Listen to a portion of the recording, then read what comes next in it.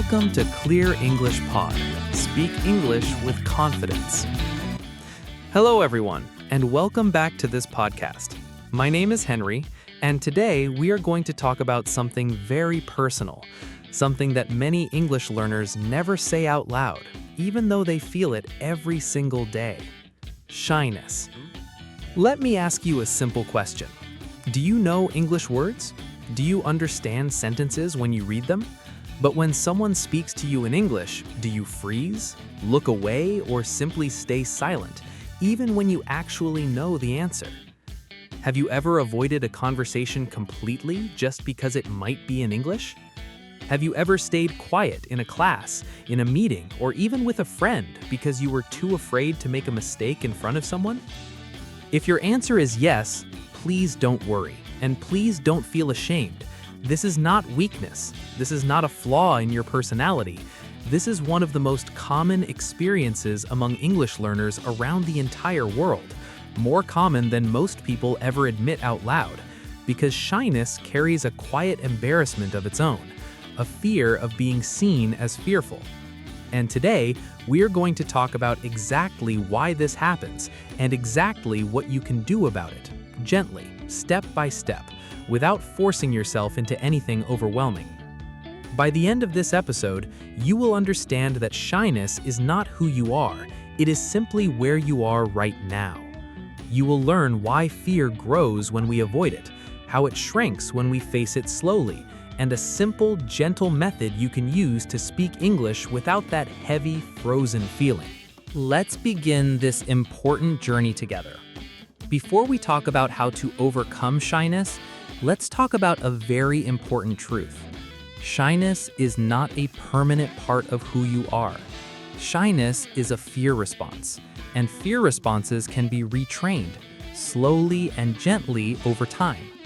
Many learners believe something like this: I am simply a shy person. This is my personality. I will always be like this. But listen carefully, because this belief, while it feels true, is actually one of the biggest obstacles standing between you and speaking confidently. Think about it like this.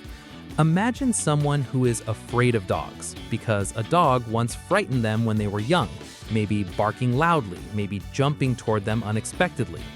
For years afterward, they avoid every single dog they see. They cross the street when they notice one approaching. They refuse invitations to homes with pets. They feel their heart race even at the sound of barking from far away. Does this mean they were simply born to be afraid of dogs forever? That fear is a fixed and permanent part of their character? No, of course not. It means their brain learned at some point through one frightening experience that dogs equal danger. And every single time they avoid a dog afterward, that lesson gets reinforced and stronger, not weaker, because avoidance always confirms fear rather than challenging it. The exact same thing happens with English. If at some point speaking English led to embarrassment, laughter, correction, or judgment, even one single time, your brain quietly learned a lesson. Speaking English equals danger. And every time you avoid speaking because of this fear, the lesson gets stronger, not weaker. This is why shyness often feels like it is growing over time instead of shrinking. But here is the good news, the very same good news that helps people overcome a fear of dogs, a fear of flying, or a fear of public speaking. Fear shrinks through gentle, repeated exposure. Fear does not shrink through waiting, and it does not shrink through avoiding. So let's talk about the new rule for overcoming shyness in English. Here is the rule. You don't wait until fear disappears completely before you speak.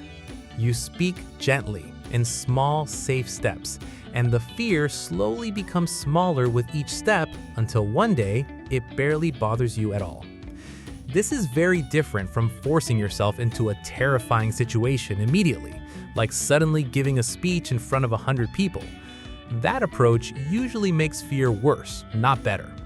Instead, we are going to use small, gentle steps, moving from very safe situations towards slightly braver ones, at a pace that feels manageable for you. Now, let's talk about some practical tools you can use in the actual moment when fear appears, because understanding fear is helpful, but you also need real tools for right now. Tool 1. Slow your breathing before you speak. When we feel afraid, our breathing becomes fast and shallow, and this actually makes our mind feel more panicked, more blank, more frozen. Before you speak, take one slow breath in through your nose and one slow breath out through your mouth. This simple action calms your nervous system just enough to help your words come out more easily. Tool 2. Lower the standard in your own mind. Many shy learners secretly believe they must speak perfectly with correct grammar and the ideal word choice, or people will judge them harshly, notice every small mistake, and think less of them. But most listeners are not analyzing your grammar at all. They are simply listening to understand your meaning, your idea, your message. Before you speak, quietly remind yourself, I only need to be understood. I do not need to be perfect. This single sentence, repeated quietly to yourself before difficult moments, removes an enormous amount of unnecessary pressure. Tool 3. Reframe silence as temporary, not permanent. When you feel frozen and unable to speak, remind yourself that this feeling is temporary, not a permanent part of who you are. Say to yourself, right now I feel shy. This feeling will pass. This small shift from I am shy to right now I feel shy creates psychological distance between you and the fear, and that distance makes the fear easier to manage, easier to observe from the outside instead of being completely trapped inside it. Tool 4. Prepare one small phrase in advance for moments that feel especially difficult. Something simple like, sorry, could you say that again? Or let me think for a second. Gives your brain a safe place to land when it feels overwhelmed, instead of freezing completely into total silence. Having this one small phrase ready, memorized ahead of time, removes a surprising amount of pressure from unpredictable moments, because you already know exactly what to say when your mind goes blank. Now let's talk about your gentle exposure routine, a simple staged plan you can follow to slowly shrink your fear over time, without ever forcing yourself into something overwhelming. Stage 1 is the safest stage. Practice speaking English completely alone, where nobody can hear you, judge you, or correct you. Talk to yourself about your day. Describe what you see around you. Read a sentence out loud from a book. Practice ordering imaginary food at an imaginary restaurant, or introducing yourself to an imaginary new person. This stage feels almost too easy, and that is exactly the point. The goal here is not to challenge yourself. The goal here is simply to make your mouth and your voice comfortable producing English sounds with zero risk of judgment, zero audience, and zero pressure of any kind. Stage 2 adds a small, very low-risk audience. This could be an AI chat tool, a recording of your own voice that only you will hear, or even speaking quietly to a pet who cannot judge your grammar at all. The goal is to practice with something slightly closer to real interaction, but still completely safe, still without fear of real embarrassment. Stage 3 introduces a real person, but in the lowest pressure situation possible. This could be a very short, simple message to a patient friend, a single sentence spoken to a stranger in a shop, or one short comment in an online group of other learners who understand exactly how you feel. The goal is not a long conversation. The goal is simply proving to your brain that speaking to a real person did not actually create the disaster your fear predicted. Stage 4 gradually increases real conversation at whatever pace feels right for you, never rushed, never forced. Maybe this week it is one short conversation. Next month it might be a slightly longer one. There is no fixed timeline here, and there does not need to be. Slow progress is still real progress, and real progress is what actually shrinks fear permanently.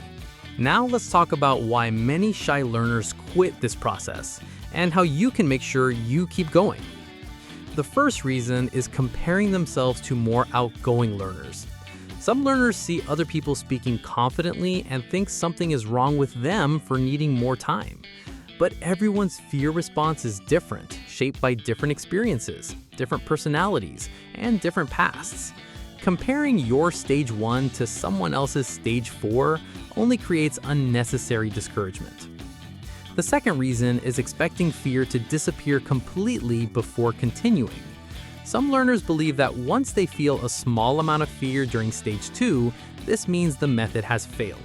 But feeling some fear during gentle exposure is completely normal and expected. The goal is not zero fear.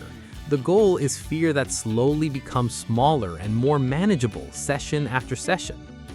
The third reason is one single difficult experience causing complete avoidance again. If one conversation goes badly, some learners immediately retreat back to complete silence, believing this proves they cannot do this. But one difficult moment does not erase all the gentle progress you have already made. It simply means you return to an earlier, safer stage for a little while and then continue moving forward again at your own pace. There is also a fourth, quieter reason many shy learners quit, and it rarely gets talked about. Some learners feel a strange sense of identity attached to being the quiet one, the person who listens instead of speaks. Changing this, even slowly and gently, can feel like losing a familiar part of yourself, even if that part has been holding you back. If this feels true for you, please know that becoming more comfortable speaking English does not erase who you are. You can still be a thoughtful, quiet, reflective person and also be someone who speaks up when it truly matters. These two things are not opposites. So remember this important truth. Progress with shyness is rarely a straight line upward. It moves forward, sometimes backward a little, and then forward again. And this is completely normal. Setbacks are not proof that the method has failed. Setbacks are simply part of how gentle, real change actually happens for almost everyone in almost every situation. Now, let's finish with some final powerful thoughts. To speak English without overwhelming fear, you don't need to become a completely different, outgoing person. You don't need to erase shyness overnight. What you need is gentle, repeated exposure, starting from a place that feels safe and slowly moving forward at your own comfortable pace. Remember this simple sentence because it captures everything from today's episode. Shyness is not who you are. It is simply where you are right now. And where you are right now is not where you will always stay. So today, make a small, gentle promise to yourself. Choose one small, safe step, even something as simple as speaking alone in your room for 2 minutes, describing your day, or reading one paragraph out loud from a book you enjoy. You do not need to be brave today. You do not need to have a long conversation or speak to a stranger or prove anything to anyone. You only need to be slightly braver than yesterday in whatever small way feels possible for you right now. Because every small, quiet step you take is gently shrinking the fear, softening its grip a little more each time, and slowly building the more confident, more comfortable English speaker you are becoming. One small moment at a time, one gentle step at a time. I believe in you, and you should believe in yourself too, even on the days when fear feels loud and confidence feels far away. Thank you so much for listening to this episode. This is Henry, and I will see you again very soon in the next podcast episode. Until then, keep going gently, keep speaking softly, and keep believing in yourself. One small step at a time. Goodbye and take care.